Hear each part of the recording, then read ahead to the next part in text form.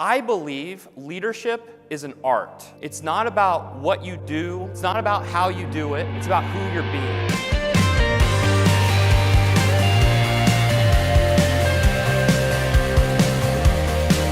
You reflect on your careers and you reflect back on the leaders that you most admire. These leaders, they're coming from a place of what I call resonant creative leadership. What they do and how they do it, it's just in alignment with who they are. Everything they do is an expression towards possibility, opportunity, growth, and leadership because it involves others. We're all leaders. The question is, how well am I leading? Who here has been to a rodeo? And so in the rodeo, the tension comes from the Bronc. In business, where's the tension come from? Keep the tension on the vision. Keep that vision where it's at, keep it high, and start just taking consistent action on that. Let that vision pull you into it. The more tension I put on this band, the more it wants to resolve itself. When the pressure's on and the stress is high, everything in you wants to grip it tight, pull it in, curl up, be small. You've got to learn to do the opposite, to learn to raise it high and lift. And that's true for us as leaders. We've taken this idea of servant leadership and we've kind of gotten it confused. Stop telling them it's gonna be okay and then asking them if you can help them. If they're crying, there's a breakthrough about to occur. Breakthroughs come from breakdowns. Our job isn't to empower people. Our job is to empower them. There's a difference between coaching somebody up and coddling them. Yeah, it was really refreshing to hear Zach speak. I really feel like he was spot on, putting people in the arena, let them be responsible for their own success. Development isn't something you do to people. It's just a byproduct of creating an environment for them that puts demands on them, that asks more of them. When we start putting people into bigger arenas, they start playing a bigger game. I want to live in a world where people are in power. If you come from this place and lead from this place, believing and seeing all people as powerful, it'll change the way you lead forever. When I was 11, I signed up for the youth rodeo. I wanted to be a real cowboy. One night, we're at the rodeo and I'm standing outside the rodeo arena. I hear this loud crash.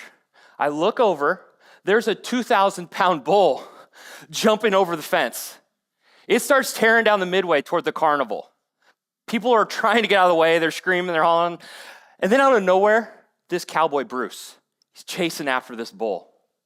He's like Bruce Wayne, Bruce Willis, and Bruce Lee all rolled into one. He's swinging a rope above his head. He lassos that bull by the horns, pulls him all the way back into the arena. It was awesome. The next weekend, my mom, Lisa, she's taken me to Bruce's ranch. She got me a job there, working with Bruce.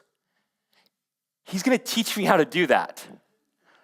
First thing he says to me is, "Boy, go get your horse, saddle him up, meet me in the arena." And I said, "Yes, sir." But in my head, I'm thinking, "Yes, sir, no, sir, my mom's not here." How hard could that be? So I go get Joe, my horse. He's twice as tall as I am. I pick his saddle up. It weighs as much as I do.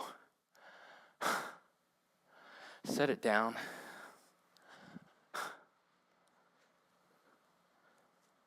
There's a feed bucket under the trailer. I pick it up, I flip it upside down, make a stool out of it. I pick the saddle back up. I step up on the bucket. Oh no, I can do this. You can do this. I take a couple steps back. I get a running start. I jump up on that bucket. I throw the saddle in the air, and it lands on Joe's back. I got it. I cinch it down. I put my foot in the stirrup, throw the other one around, and I ride into the arena. But something's different. I'm different. I'm riding taller in the saddle. I'm finally feeling like a real cowboy. Because nobody is a real cowboy until you saddle your own horse. And we've had saddles for 5,000 years. And during that time, millions of people around the world have saddled horses and ridden off into the sunset. Well, today, we sit in grandstands watching the rodeo riders. It's hard to have that same sense of adventure when we're driving around on our four wheels with our air conditioning. We love our comfort and ease. So much that in the next 3 years, we're going to spend $8.5 trillion globally on self-care. And even after spending all of that money, still, 8 out of 10 of us are going to say we feel burnout at work. But what if we're not burnout? What if we're bored? Adam Grant says psychology has a term for this. It's called bore out. We're not burnout, we're bored out. You know the feeling, empty, exhausted, overwhelmed by your day-to-day to-dos. It's not because you're over-obligated. It's because you're not doing deep down inside what you know you can do. We all thrive in a culture of personal responsibility, in an environment at home, at work, and in society where every single one of us saddle our own horse. We know what we need to feel fully engaged at our best. We do. There's 3 things. First, do you feel a sense of choice in what you're doing? Second, do you feel effective while also challenged by it? And third, do you feel you're able to do it on your terms? If you answer no to any one of these questions, it's probably because, as Sebastian Junger writes in his book Tribes, modern society has perfected the art of making people, meaning you and me, not feel necessary. And I believe the way we can make people feel necessary again is to ask more of them, not less.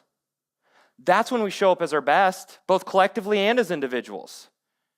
And it happens naturally, I've noticed, during crucibles, like in 2003, in my hometown of Deschler, Nebraska, when we banded together to clean up after a tornado took out half the town of 900 people. Or in 9/11 in New York. You would think after something like that, prescriptions for anti-anxiety and antidepressant would go through the roof. It didn't happen. There was no increase in meds. In fact, suicide rates dropped 20%. Murder rates dropped 40%. That's why it's so frustrating for me as a leadership consultant when I walk into companies and nobody's saddling their own horse. I go talk to the employees and they're like, yeah, managers, they just don't get it. I go talk to the managers. Yeah, employees, they just don't get it. So nobody gets it. The truth is, they will never get it until you take personal responsibility for what's not working for you. Because without personal responsibility, all we have is entitlement. And we definitely don't want to create cultures of entitlement. No, we want to create extraordinary results together. Recently I had the opportunity to hear Walter Isaacson speak at the Kauffman Center in Kansas City about his new biography on Elon Musk. And that night, he said something about Elon that stayed with me. He said that Elon drives people crazy, but he gets them to do the impossible. While he was writing the book, Walter shares a story when he was walking the Tesla plant and he runs into this employee. He goes up to the guy and he's like, I thought you quit. And the guy's like, yeah, I quit. But after 9 months, I was so bored, I begged to come back. I would rather be burnt out working on a mission with Elon than bored doing my own thing. This is what happens when you create autonomy the way Elon does, an environment where people saddle their own horse. Another guy doing this is restaurateur Will Guidara. He helped create a 3-star Michelin restaurant with something he calls ownership programs. Will says the time to give people ownership is before they're ready. So what does he do? He walks up to a 22-year-old kitchen server running plates, and he asks him, how would you like to run the beer program? He gives the kid a budget, teaches him how to manage it, how to do ordering and inventory, and once he learns the ropes, Will says, it's yours now. Go make it awesome. That 22-year-old kid created one of the best beer programs in America. He went on to become the general manager of the restaurant. This is how you develop people. Stop asking, are they ready? Were you ready? No. Let's give them a horse to saddle. Get out of their way and let them take it on. Remember when I was a little kid on Bruce's ranch, I saddled my horse for the first time? Well, at 17, I'm now the best saddle bronc rider in the state. Well, I was until this other guy showed up on the circuit, Shannon. Now, we're toward the end of the rodeo season, and I've lost the lead, and I don't know if I'm going to catch him. Well, tonight, 9 other riders have been bucked off their bronc. 9 other riders, including that guy, Shannon, 0 points. I'm the last guy to go. I'm not getting bucked off. The perfect ride is 100 points. Nobody has ever done that before in the history of bronc riding. Well, tonight, I don't know. I think I got a chance. I'm standing behind the chutes. I got my boots, chaps, spurs on. Danger Zone from the Top Gun soundtrack is playing as I climb over the back of the chute. Put my feet in the stirrups. I lean back, nod my head. That gate flies open.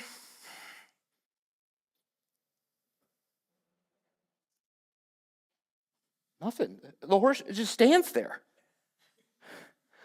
Finally, it takes a couple steps out in the arena, and I hear the buzzer. And I look up. I scored a crummy 43 points. But I just won. I just passed up that guy, Shannon. Heading back to the chute, the ref yells at me. He's like, hey, kid, you want the re-ride? Because I actually qualify for a re-ride, a do-over on a different horse because mine didn't do anything. But here's the thing. If I take the re-ride and I get thrown, 0 points, just like everybody else. And that guy, Shannon, he's back in the lead. I don't know if I'm going to catch him. This was my chance. So in this situation, you take the win. And so I looked at the ref and I said, yes, I want the re-ride. So they bring me a new horse, this big black Mustang. Its name was Dirty Jacket.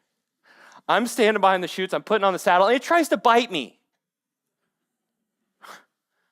I know everybody in the arena thinks I'm absolutely crazy. Like, what is he thinking?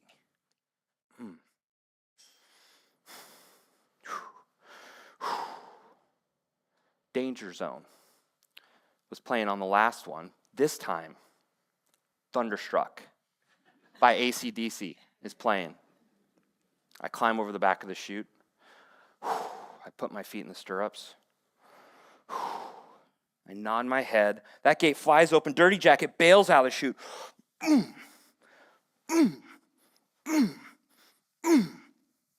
I hear the buzzer. The crowd is roaring. And I look up, 73 points.